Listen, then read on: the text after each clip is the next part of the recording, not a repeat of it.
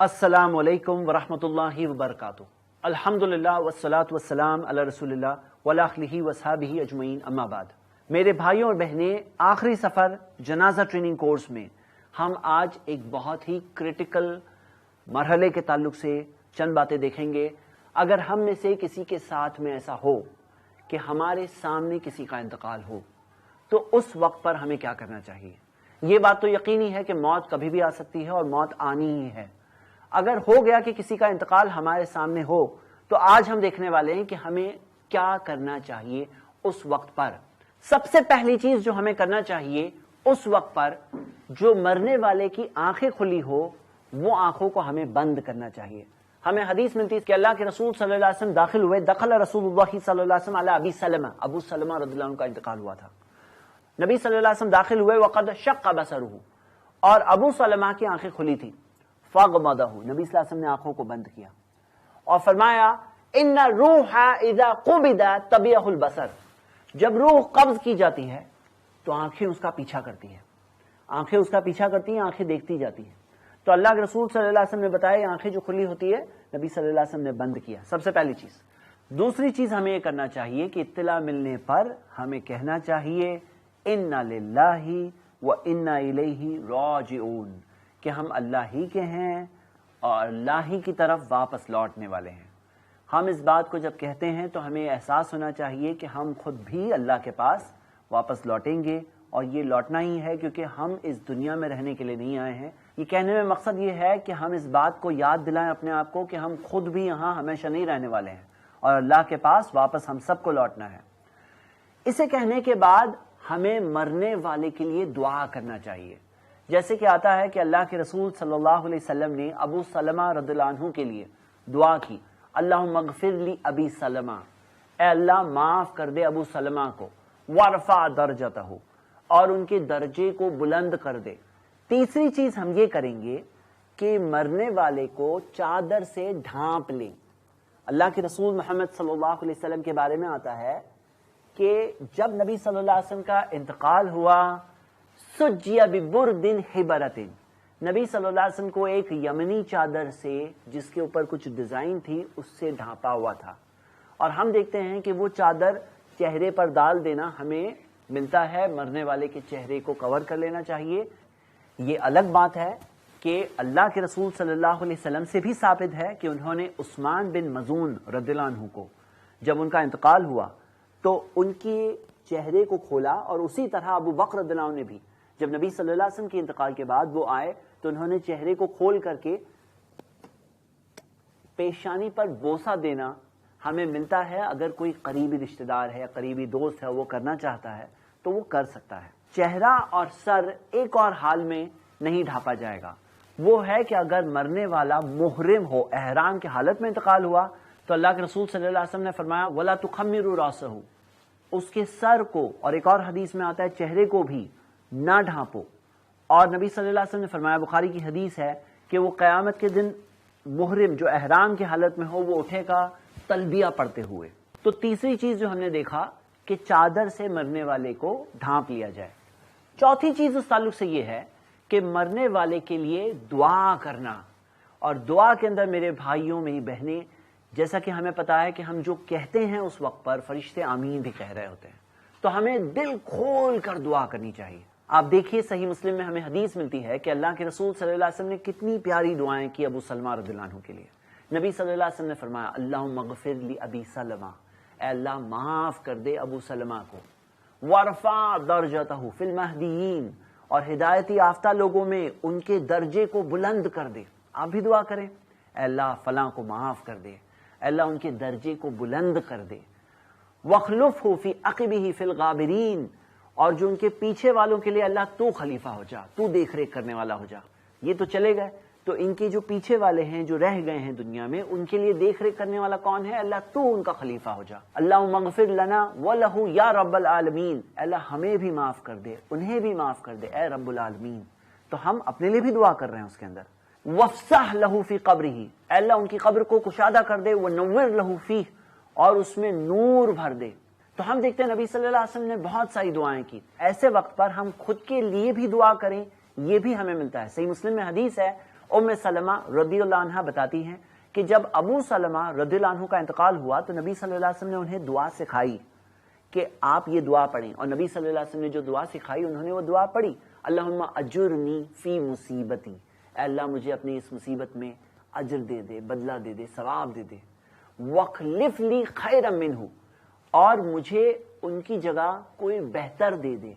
مطلب جو چیز گئی ہے، جو ایک انسان کا انتقال ہوا ہے، اللہ کوئی اور بہتر راستہ میرے لیے نکال دے اور مجھے اس سے بہتر کچھ دے دے۔ تو ہم دیکھتے ہیں کہ ام سلمہ رضی اللہ عنہا نے جو دعا کی، انہوں نے سوچا کہ ابو سلمہ بہترین صحابی ہے، بہت بہترین شوہر تھے، بہت اچھے مسلمان تھے، انہوں نے سوچا کہ ان سے اچھا کون ہو سکتا ہے۔ اور وہ بتاتی ہیں کہ اس کے بعد کے دنوں میں، ان کی عدت ختم ہونے کے بعد، اللہ کے رسول صلی اللہ علیہ وسلم کا خود کا پیغام آیا، اور اللہ کے رسول صلی اللہ علیہ وسلم کا خود کا پیغام آیا، انہوں نے اس پیغام کو قبول کیا اور وہ ہماری ماؤں میں سے، امہات المومنین میں سے بنی۔ تو ہم کیا دیکھتے ہیں کہ اللہ تعالیٰ نے انہیں کوئی بہتر دیا، حالانکہ وہ سوچ رہی تھی کہ کون بہتر ہو سکتا ہے، لیکن اللہ تعالیٰ نے بہتر دیا۔ تو ہمیں بھی دعا کرنا چاہیے۔ یاد کریے اس وقت کو جب ہم ماں کی کوکھ میں تھے، ہمیں وہاں کھانا کیسے ملتا تھا؟ اللہ تعالیٰ وہاں بھی ہمیں کھانا دیتا تھا۔ کیسے ملتا تھا؟ ماں سے آئی ہوئی وہ نس، وہ نال جسے کہتے ہیں، وہ امبلیکل کارڈ جسے کہتے ہیں، اس سے غذا ملتی تھی بچے کو۔ لیکن پھر ایک وقت آیا کہ وہ ذریعہ کٹ گیا۔ جب ہم باہر اس دنیا میں آئے تو وہ ذریعہ جس سے ہمیں رزق مل رہا تھا اتنے مہینوں تک، وہ ذریعہ کٹ گیا۔ لیکن اس کے بعد اللہ تعالیٰ نے رزق کا دوسرا انتظام کر دیا۔ ماں کے سینے میں اللہ تعالیٰ نے بچے کے لیے دودھ دے دیا۔ تو ہم دیکھتے ہیں کہ اس تعلق سے یہ نہیں سوچنا چاہیے کہ اب کیا ہوگا، کیونکہ رزق کا مالک اللہ ہے، رزق دینے والا کوئی بندہ نہیں ہوتا، رزق دینے والا اللہ ہے، چلانے والا اللہ ہے۔ اس بات کو دھیان میں رکھنا چاہیے، کیونکہ اگر اس بات کو کوئی بھول گیا تو لوگ غم کے اندر جا کر کئی سارے حرام کام کرنے لگتے ہیں۔ تو میرے بھائی اور میری بہنیں، یہاں پر اہم بات ہے، ہم نے پہلے آنکھیں بند کی، انا للہ و انا الیہ راجعون، چادر سے ڈھانپا، ہم نے دعا کی ان کے لیے، خود کے لیے، اور اللہ پر بھروسہ رکھا۔ بہت اہم بات ہے کہ اللہ تعالیٰ کے فیصلے کو قبول کرنا، یہ تقدیر میں پہلے سے ہے۔ جو چیز ہونی ہے اس چیز کو کچھ بھی کر کے ہم روک نہیں سکتے ہیں۔ ہم بندے ہیں، ہم رب نہیں ہیں۔ ہمارا رب اللہ ہے، ہم اس کے پلان کے حساب سے زندگی گزارتے ہیں۔ ہمارا امتحان چل رہا ہے، اس امتحان میں ہم کیا کرتے ہیں اسی مطابق ہمیں نتائج ملنے والے، رزلٹ ملنے والے آخرت میں۔ اس وقت پر کیا نہیں کرنا چاہیے؟ ہم دیکھتے ہیں کہ بہت سے لوگ اس وقت پر زور زور سے رونا شروع کرتے ہیں، اور میں آپ کو اس تعلق سے ایک بہت ہی خطرناک بات بتانا چاہتا ہوں۔ حدیث صحیح بخاری میں اللہ کے رسول صلی اللہ علیہ وسلم نے فرمایا، من نیح علیہ یعذب بما نیح علیہ، جس کے لیے نوحہ کیا جاتا ہے، یہ زور زور سے رونا اسے نوحہ کہتے ہیں۔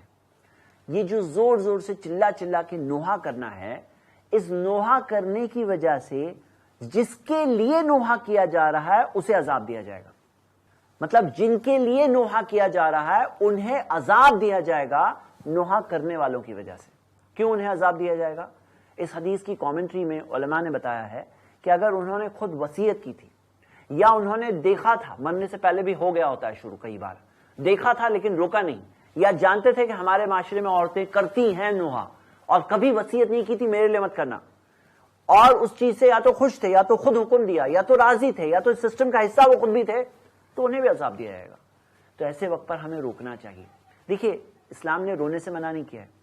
ہمیں ملتا ہے کہ آنکھوں میں اگر آنسو آ جائے تو اللہ کے رسول صلی اللہ علیہ وسلم نے کہا کہ یہ تو رحم ہے جو اللہ نے بندوں کے دل میں ڈالا ہے۔ وَإِنَّمَا يَرْحَمُ اللَّهُ مِنْ عِبَادِهِ الرُّحَمَاء، اللہ تعالیٰ بندوں میں انہی پہ تو رحم کرتا ہے جو خود رحم کرتے ہیں۔ صحیح بخاری کی حدیث ہے۔ تو یہاں آنکھوں سے آنسو آنا منع نہیں، جیسے خود دیکھا گیا نبی صلی اللہ علیہ وسلم کی آنکھوں میں آنسو آئے تھے، جیسے ابراہیم ان کے بیٹے کا انتقال ہوا تھا تو اس وقت پر لوگوں نے ان کی آنکھوں میں آنسو دیکھا، تو نبی صلی اللہ علیہ وسلم نے فرمایا کہ آنکھوں میں آنسو آتے ہیں، دل کو غم محسوس ہوتا ہے، لیکن زبان سے وہی کہتے ہیں جس سے اللہ راضی ہے۔ تو ہمیں ایسے وقت پر آنسو آ جائے یا دل میں غم ہو تو کوئی غلط بات نہیں ہے، لیکن چلا چلا کے رونا یا آواز بلند کرنا، یا ہم دیکھتے ہیں کہ اپنے گالوں کو پیٹنا یا گریبان کو پھاڑنا، تو اللہ کے رسول صلی اللہ علیہ وسلم نے فرمایا لیسا منا، وہ ہمارے ماننے والوں میں سے نہیں ہے۔ من لطم الخدود، جو اپنے گالوں کو پیٹے، وشق الجیوب، اپنے گریبان کو، کپڑوں کو پھاڑے اور جاہلیت کی پکارے۔ صحیح بخاری کی حدیث ہے۔ تو ہم دیکھتے ہیں کہ کبھی کبھار ایسے بھی کہیں دیکھا جاتا ہے کہ عورتوں میں خاص طور سے اس طرح کا ایک جیسے کمپٹیشن شروع ہو جاتا ہے، کوئی ایک عورت چلا چلا کے رو رہی ہے اور دوسری نہیں رو رہی ہے، تیسری نہیں رو رہی ہے، تو دوسری عورتیں کہتی ہیں کہ دیکھو اس کے دل میں کتنے احساس ہیں ان کے لیے، یہ اس کے دل میں تو کچھ بھی نہیں ہے، دیکھو اس سے تو کچھ ہو ہی نہیں رہا ہے، اور اسے دیکھو کیسے رو رہی ہے، دیکھو کتنا اس کے درد ہو رہا ہے، کتنی تکلیف ہو رہی ہے، کتنے غم میں ہے وہ. تو اب کمپٹیشن ایک طرح کا شروع ہو جاتا ہے. اب کمپٹیشن میں دوسری بھی زور زور سے چلانے لگتی ہے، پھر پورا ماحول اور فضا بنتی ہے. ہم دیکھتے ہیں کہ نبی صلی اللہ علیہ وسلم نے کہا یہ سب جاہلیت کی چیزوں میں سے ہے، یہ سب چیزیں منع ہے، اور اس کی وجہ سے انہیں خود بھی گناہ ہوتا ہے اور مرنے والے کو بھی تکلیف ہوتی ہے. تو میں اس بات کے تعلق سے آپ سب کو ابھاروں گا، اور میں نے دیکھا ہے کہ ایسی سچویشن میں اگر ایک بھی سمجھدار آدمی ہوتا ہے نا، وہاں پر ایک بھی سمجھدار آدمی ہوتا ہے، یا عورت ہوتی ہے یا بہن ہوتی ہے، بھائی ہوتا ہے، تو وہ وہاں پر سچویشن کو کنٹرول کر سکتے ہیں کہ ایسا مت کرو، نہیں ایسا نہیں کرو گے، چلا مت، آواز مت کرو. رونا ہے، اگر آنکھوں میں آنسو آ رہے ہیں نو پرابلم، لیکن چلانا، زور زور سے چلانا، اس کی وجہ سے یعذب بما نیہا علیہ، جس کے لیے نوحہ کیا جا رہا ہے اسے عذاب دیا جائے گا. اور نوحہ کی کئی شکلیں ہوتی ہیں، ایک ہوتا ہے چلانا، ایک ہوتا ہے گالوں کو پیٹنا، ایک ہوتا ہے ایسے خاص کپڑوں کو پہننا. اس بارے میں علماء بتاتے ہیں کہ اگر کوئی خاص کپڑے ہوتے ہیں، جیسے کچھ کوئی لوگ کہتے ہیں کہ بھئی سفید ہو، کوئی ودوا ہو گئی وہ سفید پہنے، کوئی خاص کپڑے پہننا، یہ اس کی ایک شکل ہے، نوحہ کرنے کی ایک شکل ہے. اور ہمیں یہ سب نہیں کرنا چاہیے، کیونکہ یہ چیز اسلام نے منع کیا. یہ اللہ کا فیصلہ ہے، ہم اللہ کے فیصلے سے راضی ہیں. انا للہ و انا الیہ راجعون. اللہ ہم تیرے ہی ہیں، ہم اللہ ہی کے ہیں، ہم یہاں رہنے کے لیے تھوڑی آئے ہیں، یہ دنیا تھوڑی ہماری اصل جگہ ہے، کوئی ہمیشہ رہا ہے کہ ہم رہیں گے. تو یہ اللہ کے فیصلے کو قبول کرنا بہت ضروری ہوتا ہے.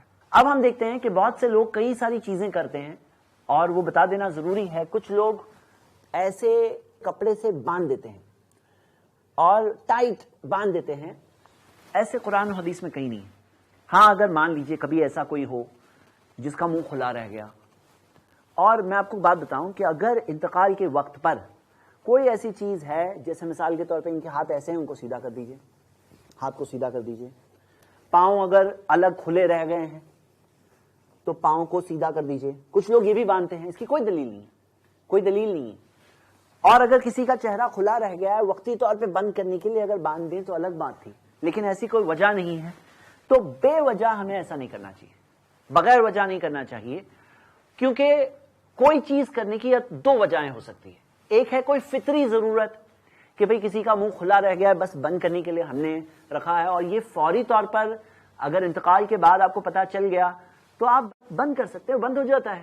ہاں اگر کئی گھنٹے پہلے انتقال ہوا اور اس وقت پہ کوئی تھا نہیں منہ بند کرنے کے لیے، تو دیکھیے موت تو کبھی بھی آ سکتی ہے، کسی بھی حال میں آ سکتی ہے، یہ ہم سب کے لیے عبرت کی بات ہے. تو پھر کوئی فطری ضرورت کے لیے ہم کر رہے ہیں تو کوئی الگ بات ہے. ہاں ایک ہے سنت ہے کیا، تو نہیں، سنت میں ہمیں ایسی کوئی چیز پیارے نبی محمد صلی اللہ علیہ وسلم سے نہیں ملتی. پھر اسی طرح کچھ لوگ ناک میں، کان میں، ہر جگہ پر روئی ڈالتے ہیں. آپ دیکھو گے آ کر تو روئی بھری ہوئی ہوتی ہے. یہ روئی ڈالنا بھی قرآن و حدیث میں سے نہیں ہے. قرآن و حدیث میں کہیں ایسا نہیں ملتا ہے کہ روئی ڈالنا ہے. ہاں اگر کوئی کیس ایسا ہو کہ ناک سے خون بہ رہا ہے، یا کوئی ایسی چیز ہے، کوئی ایسا عذر ہے، جیسے میں نے کہا دو وجہ ہو سکتی ہے، یا تو سنت کے طور پر ہم کر رہے ہیں، یا تو کوئی فطری ضرورت، کوئی نیچرل ضرورت کے حساب سے کر رہے ہیں. تو اگر ایسی کوئی ضرورت ہے، خون نکل کے بہ رہا ہے، آپ نہیں چاہتے کہ خون نکلے تو آپ ناک میں وہ ڈال دیتے ہیں، تو الگ بات ہے، پھر ہم اس ضرورت کے لیے کر رہے ہیں. کچھ لوگ یہاں تک آ کے یہاں رانوں کو باندھ دیتے ہیں، پیٹ پر کوئی وزن رکھتے ہیں، بولتے نہیں تو پیٹ پھگنے لگتا ہے. ایسا کچھ نہیں ہے، کوئی ایسی چیز نہیں ہے. کوئی اگر کوئی اسپیشل میڈیکل کیس ہے، کوئی ایسی کوئی اسپیشل میڈیکل حالات ہے، اس کے لیے کرے تو الگ بات ہے، لیکن نارمل کیسز میں کوئی ضرورت نہیں ہے ایسی. تو ایسے وقت پر اگر آپ کو پتا ہے تو آپ گھر والوں کو بتائیں اور لوگوں کو صحیح چیز بتا کر اس چیز کی رہنمائی کریں. تو رہنمائی دو اعتبار سے ضروری ہے. ایک ہے ذہنی طور پر کہ لوگ غلط چیز کی طرف، ایمان کھونے والی باتیں، کفر والی باتیں، اللہ کی نافرمانی والی باتیں، اللہ کو ناراض کرنے والی باتیں نہ کہیں. اور دوسری چیز کہ عملی طور پر جو کام کر رہے ہیں وہ ویسے ہی کام کریں جو قرآن و سنت سے ثابت ہے. مثال کے طور پر امام خطیب بغدادی نے ایک حدیث کو جمع کیا حسن سند سے. اللہ کے رسول صلی اللہ علیہ وسلم نے فرمایا، من عز اخاہ المومنی من مصیبت، جو اپنے مومن بھائی کو تسلی دے اس کے مصیبت کے وقت پر، کساہ اللہ خلۃ خضراء یحبر بها یوم القیامہ، اللہ اسے سبز گرین کلر کے لباس، ریشم کا لباس پہنائے گا جس کے اوپر رشک کیا جائے گا قیامت کے دن. کیا کیا اس نے؟ تسلی دیا، صبر، وتواصوا بالصبر، صبر کی تلقین کرنا، گھر والوں کو صبر کی تلقین کرنا تاکہ وہ کفریہ چیزوں کی طرف اس وقت پر نہ جائیں اور صبر کی طرف جائیں. اور احتساب، احتساب کیا ہے؟ ثواب کی امید. اللہ تعالیٰ نے انہی کے تعلق سے کہا ہے کہ یہی تو کامیاب لوگ ہیں. تو کامیابی کی بات کیا ہے؟ پریشانی کے وقت پر صبر کرنا اور اللہ کے رسول محمد صلی اللہ علیہ وسلم کی حدیث ہے، اللہ تعالیٰ نے انہی لوگوں کے تعلق سے کہا ہے کہ ان کے اوپر صلوات ہے، رحمت ہے، وَأُولَٰئِکَ هُمُ الْمُهْتَدُونَ، یہی تو ہدایت یافتہ ہے۔ تو میرے بھائی میری بہنیں، ایسے وقت پر صبر اور احتساب کی طرف بڑھانا۔ اور کتنی پیاری حدیث ہے، اللہ کے رسول صلی اللہ علیہ وسلم نے فرمایا، یقول اللہ تعالیٰ، کہ اللہ کہتا ہے، حدیث قدسی ہے، مَا لِعَبْدِ الْمُؤْمِنِ عِندِي جَزَاءٌ، میرے پاس اپنے مومن بندے کے لیے کوئی اور بدلہ نہیں ہے، اذا قبضت صفیہ من اہل الدنیا، جب میں نے اس کی دنیا کے اندر کسی قریبی کو جس سے وہ محبت کرتا ہے، جس سے وہ پسند کرتا ہے، اس کو میں نے اگر اپنے پاس لے لیا، اس کی موت ہو گئی اور اس نے اس پر ثم احتسبہ، اور اس پر وہ احتساب کرے، الا الجنہ، سوائے جنت کے۔ کتنی پیاری حدیث ہے، اللہ کے رسول صلی اللہ علیہ وسلم نے فرمایا، ما لعبد المؤمن، یقول اللہ تعالی، اللہ تعالیٰ نے فرمایا ہے، یہ حدیث قدسی ہے، ما لعبد المؤمن عندی جزاء، میرے پاس میرے اس مومن بندے کے لیے کوئی اور بدلہ نہیں ہے، اذا قبضت صفیہ من اہل الدنیا، جب میں دنیا میں اس کے کسی پیارے کو لے لوں اپنے پاس، اس کو بلا لوں میں، اس کا انتقال ہو جائے، ثم احتسبہ الا الجنہ، اور اس پر وہ احتساب کرے، صبر کرے، ثواب کی امید کرے، الا الجنہ، اس کا کوئی بدلہ نہیں سوائے جنت کے۔ کیا بدلہ ہے اس کے لیے سوائے جنت کے لیے؟ تو آپ سوچئے کہ ہم دنیا میں آئے ہیں، اسٹرگل کر رہے ہیں، اور کسی قریبی کا کبھی انتقال ہو گیا اور اس پر کوئی ایک انسان صبر کر لے، پریشانی ہو رہی ہے لیکن احتساب کرے، اللہ سے ثواب کی امید کرے، تو اس کا کوئی بدلہ نہیں، یہ ایک کام کا کوئی بدلہ نہیں سوائے جنت کے۔ اگلی چیز جو ہمیں ایسے وقت پر کرنا ہے، انتقال کے بعد ہم نے جو سارے کام کیے، اور وہ یہ کرنا ہے کہ ہمیں جنازے کی تیاری کرنی ہے۔ اللہ کے رسول صلی اللہ علیہ وسلم کی مشہور حدیث ہے، اسرعوا بالجنازہ، جنازے میں جلدی کرو، فإن تکن صالحۃ فخیر تقدمونها، اگر وہ نیک ہے تو انہیں اپنے مقام تک جلدی پہنچاؤ، وإن یکن سوا ذلک، اگر نیک نہیں ہے، فشر تدعونہ عن رقابکم، تو اپنی گردن سے اس بوجھ کو ہٹاؤ۔ صحیح بخاری کی حدیث ہے۔ تو ہم دیکھتے ہیں کہ یہ حدیث پر عمل کرتے ہیں لوگ، جب جنازہ لے جاتے ہیں جلدی چلتے ہیں، اسرعوا بالجنازہ، جنازے میں جلدی کرو۔ تو کیا جلدی صرف اسی وقت پہ سوچتی ہے یا پہلے بھی کوئی جلدی ہے؟ ہم کیا دیکھتے ہیں کہ بہت سارے لوگ اس میں اتنا لیٹ کرتے ہیں، اللہ المستعان، کہ جیسے کہ جسم سے جو باڈی ہے اس سے ایک طرح سے بو آنے لگتی ہے، باڈی جیسے کہ سڑنا شروع ہو جاتی ہے، پھر لوگ کہتے ہیں اے سی چلاؤ یا برف لا کے رکھو نیچے۔ ایسے نہیں ہونا چاہیے، اس چیز میں تاخیر نہیں کرنا چاہیے، اس چیز میں جلدی کرنا چاہیے۔ تو ہمیں کیا کرنا ہے؟ جنازے کی تیاری کرنا شروع کرنا چاہیے، اب غسل، کفن، وہ مرحلے کی طرف جلد سے جلد آگے بڑھنا چاہیے۔ ایک چیز اور کریے ایسے وقت پر کہ لوگوں میں ایک انفارمیشن اعلان بھیج دیجیے، تاکہ رشتہ داروں کو پتہ چل جائے، تاکہ دوست احباب کو پتہ چل جائے، مسجد والوں کو پتہ چل جائے، تاکہ لوگ جنازے کی نماز کے لیے آئیں، کیونکہ ہمیں خاص فضیلت ملتی ہے جو حدیث میں آپ کو بتانے والا ہوں، کہ کوئی شخص کے لیے 40 لوگ لا یشرکون باللہ شیء، جو اللہ کے ساتھ کسی کو شریک نہیں کرتے، جو اس کے لیے دعا کرے، اس کی خاص فضیلت ملتی ہے۔ 100 لوگ اس کے لیے جنازے کی نماز میں شریک ہے، اس کی خاص فضیلت ملتی ہے۔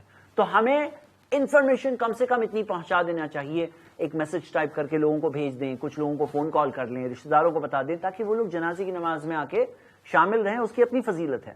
صحیح بخاری میں حدیث ہے، ان رسول اللہ صلی اللہ علیہ وسلم نعى النجاشی فی یوم الذی مات فیہ، نبی صلی اللہ علیہ وسلم نے نجاشی کی موت کا اعلان کیا اس دن جس دن موت ہوئی تھی۔ ایک اور حدیث میں آتا ہے جو صحیح بخاری میں ہے کہ اللہ کے رسول صلی اللہ علیہ وسلم نے فرمایا، استغفروا لاخیکم، اپنے اس بھائی کے لیے مغفرت کی دعا کرو۔ تو ہم کیا دیکھتے ہیں کہ یہ ایسے قسم کا اعلان کر دینا، انفارمیشن، اس میں پرابلم نہیں ہے۔ ہاں یہ ہوتا ہے کہ کچھ جگہوں پر بڑا چڑھا کر، رو رو کر، چلا چلا کر جو اس طرح کے اعلان کیے جاتے ہیں، جس میں کوئی ہوتا ہے جو مرنے والے کے بہت سارے باتیں کہے گا اور پھر روئے گا، چلائے گا اور پھر اعلان کرے گا کہ ان کا انتقال ہو گیا، یہ طریقہ جاہلیت کا طریقہ ہے۔ لیکن جو نارمل طریقہ ہے کہ information, S M S, WhatsApp وغیرہ بھیج دیں تاکہ لوگوں کو انفارمیشن ہو، لوگ جنازے کی نماز کا ان کو ٹائم بتا دیا جائے اور ایک پلاننگ کی جائے کہ اتنے بجے تک غسل ہو جائے گا، فلاں جنازے کی نماز اس وقت پر ہوگی، ایسی پلاننگ کر کے اس کا اعلان کر دینا چاہیے۔ ایک اور بات میں آپ کو بتاؤں گا جو عام طور پہ لوگ ایسے وقت پر نہیں سوچتے ہیں، لیکن جو سوچنا چاہیے۔ حدیث پہلے آپ کو بتا دوں، صحیح بخاری میں حدیث ہے کہ اللہ کے رسول صلی اللہ علیہ وسلم کے پاس جب جنازہ لایا جاتا تو اللہ کے رسول صلی اللہ علیہ وسلم پوچھتے، فہل علیہ دین، کیا ان کے اوپر کوئی قرضہ باقی ہے؟ اور اگر لوگ کہتے کہ ہاں قرضہ باقی ہے تو نبی صلی اللہ علیہ وسلم پوچھتے، حل ترک شیئا، کیا انہوں نے کچھ چھوڑا ہے قرضہ ادا کرنے کے لیے؟ اگر ان کی پراپرٹی سے وہ قرضہ ادا ہو سکتا ہے تو نبی صلی اللہ علیہ وسلم جنازے کی نماز پڑھتے. لیکن اگر مرنے والے نے کچھ چھوڑا نہیں ہے جس سے کہ ان کا قرضہ ادا ہو, تو اللہ کے رسول صلی اللہ علیہ وسلم فرماتے صلوا علی صاحبکم, اس تمہارے ساتھی کی نماز تم لوگ ہی پڑھاؤ. ہم کیا دیکھتے ہیں کہ نبی صلی اللہ علیہ وسلم قرضے کے تعلق سے پوچھا کرتے تھے اور انہوں نے ترغیب بھی یہی دی. حدیث کیا ہے؟ نفس المومن معلقۃ بدینہ حتی یقضی عنہ, مومن کا معاملہ معلق رہتا ہے, ہینگنگ رہتا ہے, لٹکا رہتا ہے. برزخ میں, حالت برزخ میں, موت اور قیامت سے بیچ کا جو وقت ہے اس میں وہ مومن کا معاملہ لٹکا رہے گا یہاں تک کہ اس کا قرضہ ادا نہ ہو جائے.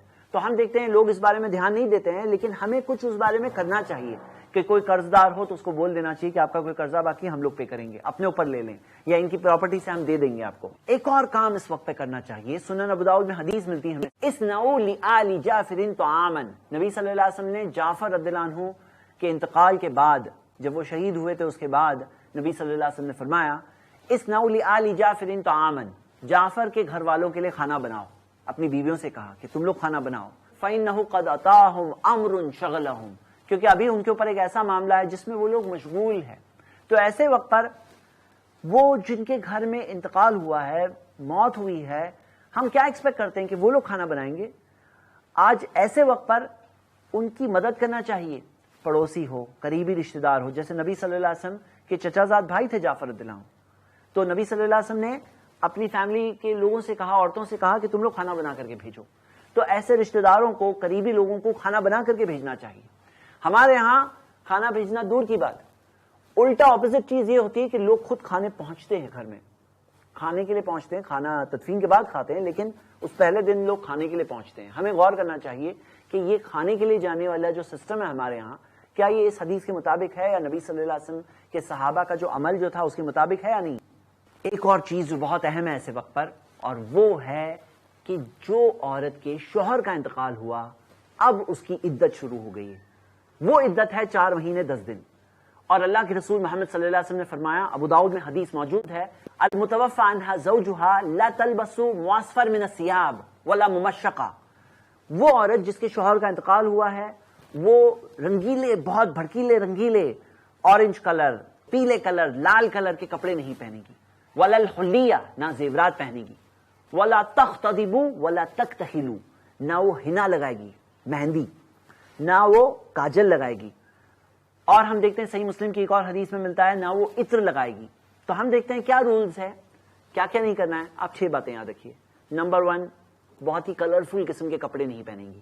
اس کا مطلب یہ نہیں ہے کہ سفید پہننا ہے, سفید پہننا یہ کہیں نہیں ہے, یا کالے پہننا یہ کہیں نہیں ہے. ہاں بہت ہی کلرفل, جیسے شادی جیسے کپڑے ہوتے ہیں, بہت کلرفل قسم کے کپڑے نہیں پہنیں گی, تھوڑے ہلکے کلر والے کپڑے پہنیں گی. نمبر 2, وہ کاجل نہیں لگائیں گی. اسی سے استدلال کرتے ہوئے ہمیں ملتا ہے کہ میک اپ, لپسٹک, پاؤڈر وغیرہ نہیں لگائیں گی وہ. اور زیورات نہیں پہنے گی, مہندی نہیں لگائیں گی. 5ویں چیز, ابو سعید خدری رضی اللہ عنہ کی بہن فریحہ بنت مالک, ان کے بارے میں آتا ہے کہ ان کے شوہر کا انتقال ہوا تھا اور انہوں نے کچھ چھوڑا نہیں تھا. تو انہوں نے نبی صلی اللہ علیہ وسلم سے اجازت مانگی کہ کیا وہ اپنے شوہر کے گھر کو چھوڑ کے جا سکتی ہیں. تو اللہ کے رسول صلی اللہ علیہ وسلم نے شروع میں تو کہا جا سکتی ہیں, پھر بعد میں نبی صلی اللہ علیہ وسلم پر وحی آئی, انہوں نے واپس بلوایا اور کہا کہ نہیں جا سکتی ہیں. اور یہی قاعدہ بعد میں عثمان رضی اللہ عنہ کے ٹائم پہ جب وہ خلیفہ بنے تو انہیں بلایا گیا اس مسئلے کو بتانے کے لیے, انہوں نے یہی مسئلہ بتایا. تو ہم دیکھتے ہیں اس سے ہمیں بات کیا ملتی ہے کہ جن کے شوہر کا انتقال ہوا وہ شوہر کے گھر کو, جس گھر میں وہ تھی شوہر کے ساتھ, اس گھر کو چھوڑ کر نہیں جا سکتی, سوائے کوئی بہت بڑی سیفٹی کی سچویشن آ گئی تو الگ بات ہے, نہیں تو نارمل طور پر وہ وہیں پہ رہے گی. یہ 5ویں بات ہے. اور 6ٹھی بات یہ ہے کہ انہیں کوئی پروپوزل نہیں ملتا یہ 4 مہینے 10 دن کی عدت میں. یاد رکھیں گے 4 مہینے 10 دن کی عدت ہے. اب ہمارے معاشرے میں کیا کہیں, لوگ عورتوں کے لیے جن کے شوہر کا انتقال ہوا, آلریڈی ایک تکلیف کی بات ہے ان کے لیے کہ ان کے شوہر کا انتقال ہوا ہے, اس کے اوپر یہ سماج, یہ معاشرہ بہت ساری تکلیفیں ڈالتے ہیں جو قرآن و حدیث میں نہیں ہیں. لوگوں میں یہ بات مشہور ہے کہ وہ عورت کسی سے بات نہیں کر سکتی, 4 مہینے 10 دن تک کسی سے بات نہیں کر سکتی ہے. اس کے جواب میں شیخ ابن باز نے فتویٰ اسلامیہ میں کہا ہے, وہ بولے جتنا بات کرنا ہے کر سکتی ہے, جس سے چاہے کر سکتی ہے, ہاں غلط باتیں نہ کریں. پھر کچھ لوگ کہتے ہیں وہ کسی سے مل نہیں سکتی, تو انہوں نے جواب دیا, بولے مل سکتی ہیں, عورتوں سے مل سکتی ہے, محرموں سے مل سکتی ہے, اس میں کوئی پرابلم نہیں. ہاں نام محرم مردوں سے اسے پہلے بھی نہیں ملنا تھا, ابھی بھی نہیں ملنا ہے. پھر لوگ بتاتے ہیں کہ چپل کے بغیر وہ گھر میں بھی نہیں چل سکتی. تو شیخ نے کہا کہ چپل کے ساتھ یا بغیر چپل کے جیسے چاہے وہ چل سکتی ہے. پھر لوگ کہتے ہیں کہ ہفتے میں ایک ہی بار غسل لے سکتی ہے. اور انہوں نے کہا کہ کوئی مسئلہ نہیں ہے، اور صحیح بات ہے، کوئی مسئلہ نہیں ہے، وہ غسل لے، کوئی تکلیف نہیں ہے۔ تو یہاں پر لوگوں نے اس طرح کے سسٹم بنایا کہ وہ عورت کے لیے اور زندگی تنگ بات نہیں کر سکتی، مل نہیں سکتے، کسی سے ہاتھ نہیں ملا سکتی، چاند کی روشنی میں نہیں جا سکتی، وہ باہر کسی کام سے جانا پڑے جا سکتی ہے، کالج یونیورسٹی وغیرہ پڑھائی، یا کبھی مجبوری سچویشن ہے جاب کے لیے بھی جانا تھا جا سکتی ہے، ہاں رات گھر میں گزارے اپنے شوہر کے گھر میں۔ تو ہم دیکھتے ہیں یہ ہے عدت کا کنسپٹ۔ ایک اور بات ہے کہ معاشرے کے جو لوگ ہیں اب بات کرنا شروع کرتے ہیں، میں ان کی بات نہیں کر رہا ہوں، جن کا انتقال ہوا ان کی بات کر رہا ہوں، تو بات کرنا شروع کرتے ہیں، اس کے تعلق سے ایک رہنمائی ہے۔ اللہ کے رسول صلی اللہ علیہ وسلم نے فرمایا لا تسبوا الاموات فانهم قد افضوا الى ما قدموا، بخاری کی حدیث ہے کہ جو مر چکے ہیں انہیں گالیاں مت دو، کیونکہ وہ تو اپنے انجام تک جا چکے ہیں، تو اگر آپ کا کچھ معاملہ بھی تھا نا تو انہیں گالی ابھی مت دو پلیز، یہ چیز ہمیں نہیں کرنا چاہیے۔ ایک اور چیز ہمیں ملتی ہے، صحیح بخاری میں حدیث ہے کہ نبی صلی اللہ علیہ وسلم نے ایک بار سنا لوگ کسی کے بارے میں اچھی باتیں بول رہے ہیں، تو نبی صلی اللہ علیہ وسلم نے کہا وجبت وجبت وجبت، اب تو واجب ہو گیا واجب ہو گیا واجب ہو گیا۔ لوگوں نے کہا کیا؟ نبی صلی اللہ علیہ وسلم نے کہا جنت واجب ہو گئی۔ اور جب لوگ کچھ غلط بات کہہ رہے تھے کسی کے بارے میں تو نبی صلی اللہ علیہ وسلم نے کہا وجبت وجبت وجبت، اب یہ بھی واجب ہو گیا۔ تو ہم دیکھتے ہیں کہ یہاں پر اللہ تعالیٰ نے مومنوں کو ایک طرح سے گواہ بنایا ہے زمین پر، اور اسی وجہ سے ہم اپنی زبان سے اگر کوئی اچھی چیز جانتے ہیں تو اچھی باتیں بولیں، اور وہ اچھی باتیں ہیں جو ایک طرح سے قبول ہو جاتی ہے اس وقت پر اس شخص کے تعلق سے۔ ایک اور چیز جو ایسے وقت پہ لوگ کرنے لگتے ہیں وہ یہ ہے کہ الگ الگ طرح کے ہمارے معاشرے میں مشہور ہے کہ کچھ اذکار پڑھتے ہیں کہ بھائی قل واللہ احد اتنی بار پڑھ رہے ہیں، سورۃ الفاتحہ اتنی بار پڑھ رہے ہیں، آیت الکرسی اتنی بار پڑھ رہے ہیں، لا الہ الا انت سبحانک انی کنت من الظالمین اتنی بار پڑھ رہے ہیں، قرآن کتنے ختم کر رہے ہیں، سورہ یاسین اتنی پڑھ رہے ہیں۔ میرے بھائیوں میری بہنیں، ہم سب اتباع کرتے ہیں پیارے نبی محمد صلی اللہ علیہ وسلم کی۔ ہم محبت کس سے کرتے ہیں؟ نبی صلی اللہ علیہ وسلم سے۔ ہم کس کا کلمہ پڑھتے ہیں؟ ان کا کلمہ پڑھتے ہیں۔ ہم کس کی پیروی کرتے ہیں؟ ان کی پیروی کرتے ہیں۔ کیا ان کے راستے سے بہتر کوئی راستہ ہو سکتا ہے؟ تو بالکل نہیں ہو سکتا۔ تو کوئی بھی ایسا کام جو نبی صلی اللہ علیہ وسلم صحابہ اکرام کر سکتے تھے اور نہیں کیا تو وہ چیز ہم بھی نہ کریں، اور اگر انہوں نے کیا تو ہم بھی کریں گے۔ تو یہ ساری جو ہے عبادتیں ہیں، یہ عبادت کے عمل ہے نا، تو ہمیں دلیل ملنی چاہیے اس کی قرآن و حدیث میں، نہیں تو اگر ہم کوئی ایسا کام کریں گے جو ثابت نہیں ہے تو فہو رد، نبی صلی اللہ علیہ وسلم نے کہا وہ چیز بالکل ریجیکٹ ہو جائے گی، ہماری پوری کوشش بھی جائے گی، ملے گا بھی کچھ بھی نہیں، اور اللہ کے رسول صلی اللہ علیہ وسلم کل قیامت کے دن ناراض ہو کر کہیں گے سوقن سوقن لمن غیر آبادی، تم دور ہو جاؤ دور ہو جاؤ، تم نے میرے بعد دین میں نئی چیزیں لائے۔ صحیح بخاری کی حدیث ہے۔ تو ہمیں اس چیز سے ڈرنا چاہیے۔ کیا ایسا ہو سکتا ہے کہ ان کو نہ پتا ہو؟ کیا ایسا ہو سکتا ہے کہ کوئی چیزیں جو انہوں نے ہمیں نہیں بتایا، کیا یہ کوئی نیا مسئلہ ہے یا آج کل انتقال ہونے لگا ہے، یا وہ زمانے میں بھی انتقال ہوتا تھا؟ کیا وہ لوگوں کو اپنے مرنے والوں کی فکر نہیں تھی؟ کیا ایسا ہے کہ ہمیں ہی فکر ہے اور وہ لوگوں کو نہیں پتا تھا؟ تو ایسا بالکل نہیں ہے۔ تو اسی وجہ سے یہ جو سارے اعمال ہیں نا جو ہمارے یہاں ہوتے ہیں، اگر آپ کے یہاں چل رہے ہیں تو آپ یہ بات جانتے ہوں گے یہ لوگ کرتے ہیں، لیکن حقیقت یہ ہے کہ اس کے تعلق سے دلیل نہیں ملتی قرآن و حدیث میں۔ تو آپ صرف تحقیق کریں، اور مل جائے تو کریں گے کوئی عمل، اور جو نہیں ہو تو ہمیں نہیں کرنا چاہیے۔ ایک اور چیز جو لوگوں میں ہوتی ہے، کچھ لوگ ایسے موم بتی جلاتے ہیں اور وہ رکھتے ہیں، کچھ لوگ ایک ہری قسم کی ٹہنی لا کر گھر میں رکھتے ہیں، کچھ لوگ کوئی مخصوص جگہوں کی دھول لا کر مرنے والے کی آنکھوں میں ڈالتے ہیں، لیکن یہ ساری چیزیں ہمیں نہیں ملتی۔ کچھ لوگ یہ سمجھتے ہیں کہ جب کسی کا انتقال ہوا ہے گھر میں تو ہم لوگ کھانا نہیں کھا سکتے، ایسا بھی بالکل نہیں ہے۔ تو یہ چند باتیں تھیں جو آج کے اس پروگرام میں نے آپ کے سامنے رکھی، کیا ہمیں کرنا چاہیے، کیا چیزیں کرنا ثابت نہیں ہیں، اور ہم سب کے لیے کافی ہے جو ہم پیارے نبی محمد صلی اللہ علیہ وسلم کو کرتے پائے، اور جو ہم ان کے راستے پر چلیں گے تو یقیناً کامیاب ہو جائیں گے۔ اسی میں ہمارے لیے بھی بھلا ہے، ہمارے مرنے والوں کے لیے بھی بھلا ہے۔ اللہ سے دعا ہے اللہ ہم سب کو نبی صلی اللہ علیہ وسلم کی سنتوں پر چلنے کی توفیق دے۔ آمین وآخر دعوانا ان الحمدللہ رب العالمین۔ الحمدللہ، اس سیریز کو چاند نور اینڈ فیملی نے اپنی والدہ نور جہاں بیگم کے صدقہ جاریہ کے لیے اسپانسر کیا ہے۔ آپ بھی ایسے ویڈیو یا سیریز کو اسپانسر کرنے کے لیے کال کریں 9588888826 پر۔